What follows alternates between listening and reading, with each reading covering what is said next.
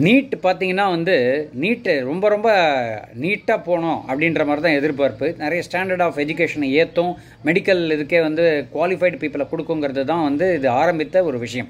இதற்கு ஆரம்பத்திலிருந்தே எதிர்கட்சிகள்லாம் நீட் வேலைக்கு ஆகாது அப்படின்ற மாதிரி பலதரப்பட்ட அப்போசிஷன் கொடுத்துட்டு இருந்தாங்க. அவங்களுக்கு ஏற்கனவே அவங்க வெறுவாய மெல்றவங்களுக்கு அவலை கொடுத்தா மாதிரி இப்போ நீட்டில் கரப்ஷன் மற்றும் பேப்பர் லீக்லாம் பண்ணியிருக்காங்கிற மாதிரி ஒரு செய்திகள் வருவது அவர்களுக்கு ரொம்ப சாதகமாக இருக்குது. தயவு செஞ்சு நீட்டை க்ளோஸ் பண்ணிடுங்க அப்படின்னு சொல்லிட்டு தமிழ்நாடு அசம்பிளிலையும் சரி, பீகாரில் தேஜஸ்வி யாதவ் அவங்க லல்லு பிரசாத் யாதவுடைய பார்ட்டியும் சரி பலதரப்பட்ட எதிர்ப்புகளை ஆரம்பிச்சிட்டாங்க.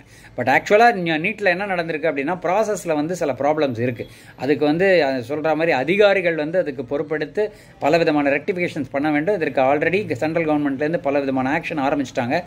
பொறுத்திருந்து பார்க்க வேண்டும் நீட் எப்படி மாற இருக்கிறது, எவ்வாறு சூழ்நிலை ஸ்திரமாகும் அப்படிங்கிறத பொறுத்திருந்து பார்க்க வேண்டும். வணக்கம்.